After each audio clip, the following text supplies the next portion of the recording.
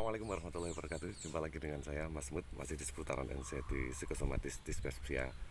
Nah, di video kali ini lama sekali saya tidak bikin video karena saya merasa lupa dengan saya pernah punya anxiety ya.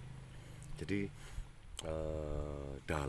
terutama dalam satu bulan setengah ini, satu bulan ini saya sudah mulai merasa lupa kalau saya ada kecemasan berlebihnya.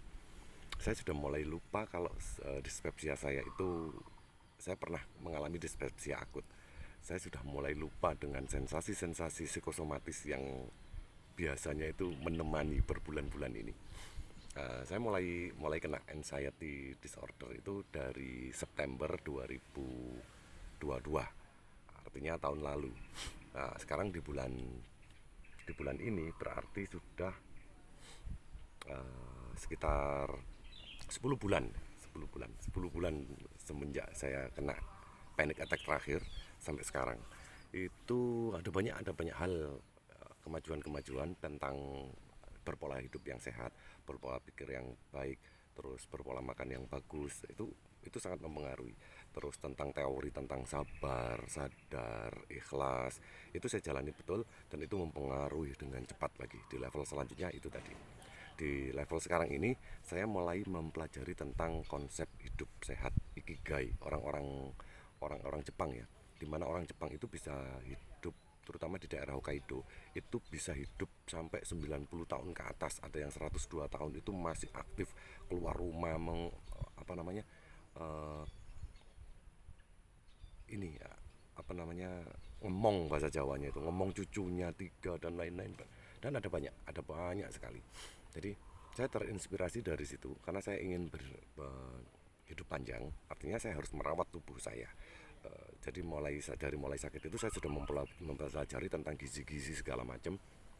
Nanti itu ada videonya lah tentang gizi-gizi itu, nanti saya buatkan video lagi. Ini tentang cara pandang hidup, ikigai. Ikigai itu, uh, iki itu berasal dari kata kehidupan, gai itu berarti nilai. Jadi kita diajarkan untuk lebih, uh, apa istilahnya, lebih menghargai hidup itu, terus lebih membuat hidup itu jadi lebih bermakna. Konsep ikigai itu dari Jepang memang. Cara menemukan ikigai gimana? Cara menemukan ikigai itu biasanya, di artikel itu tertulis, terbagi menjadi empat. Apa yang kamu cintai, apa yang kamu sukai, sebagai sesuatu yang kita senangi, itu sesuatu yang membuat kita bergairah untuk melakukan hal tersebut. Yang kedua itu, apa yang dibutuhkan oleh sekeliling kita. Kalau apa yang kita sukai itu, saya biasanya itu saya melakukan sesuatu yang saya sukai. Seperti contoh, saya lagi membantu istri saya untuk berjualan, itu saya sukai.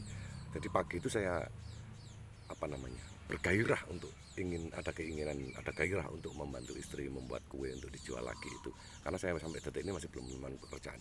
Jadi saya sukai kerjaan itu, saya sukai, akhirnya meningkat, penjualan semakin meningkat, semakin banyak, semakin muncul ide-ide untuk perjualan A B C D segala macam. Itu mulai berkembang, akhirnya jualan istri ketika ada campur tangan kita. Itu sudah, apa yang kita sukai itu sudah. Terus yang kedua itu, apa yang dibutuhkan oleh lingkungan. Nah, dibutuhkan oleh lingkungan sama, saya pernah membuat video tentang setiap pagi itu saya biasanya itu setelah berolahraga itu saya sapu-sapu depan rumah. Itu kan lingkungan kita ya. Terus menyiram bunga-bunga yang pernah kita tanam dulu, memberi makan hewan peliharaan, termasuk ikan, burung. Tapi burung saya sudah off, ayam saya juga off juga, tinggal angsa. Jadi saya, yang dibutuhkan angsa itu saya penuhi. Angsa saya kasih makan sebaik mungkin, tumbuhan saya siram dengan baik dan benar, saya potong dahan-dahannya tuh. Jadi kita bermanfaat untuk lingkungan.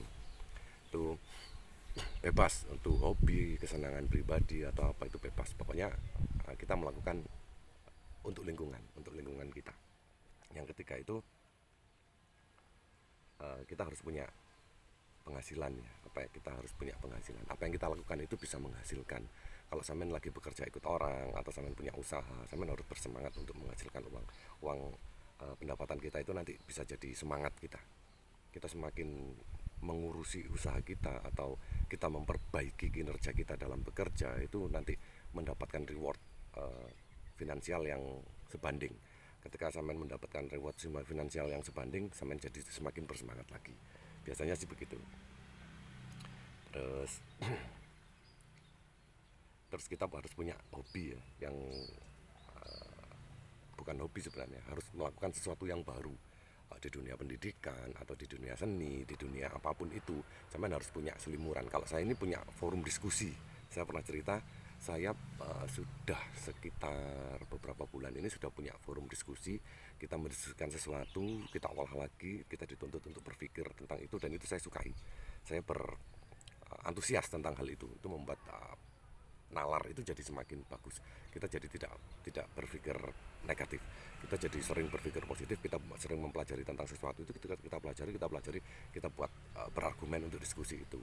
Atau kalau saya suka seni, atau ada yang suka menulis, ada yang suka menggambar, melukis, suka otomotif, modifikasi kendaraannya, diganti warna atau apa segala macam, itu biasanya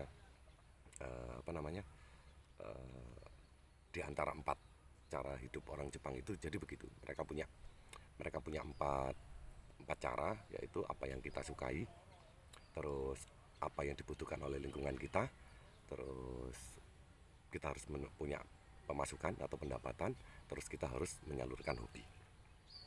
Dari 4 itu kita bisa fokus, artinya kita bisa setiap pagi itu kita menanti-nantikan apa yang akan kita jalani hari besok. Ketika malam itu kita sudah merancang apa yang kita lakukan besok. Ketika kita bangun, kita bisa langsung aktif untuk bisa melakukan kegiatan tersebut. Untuk mengawalinya apakah mudah? Susah, jelas tentu saja akan susah sekali. Karena yang pertama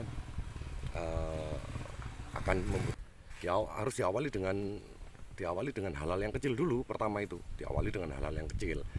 Pertama coba-coba itu kan sesuatu yang ringan-ringan dulu, terus lama-lama akan jadi terbiasa. Terus yang kedua, bebaskan diri. Kita bisa bersikap seperti anak kecil. Anak kecil itu kan tidak mudah sakit ya, karena pikirannya selalu fresh. Jadi sampean bolehlah meniru anak kecil.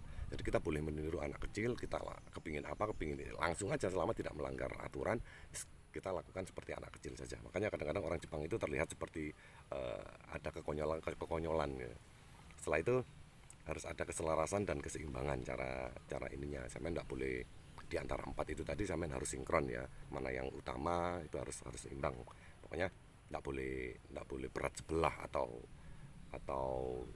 tidak konsisten, dilakukan tidak dilakukan itu juga tidak boleh.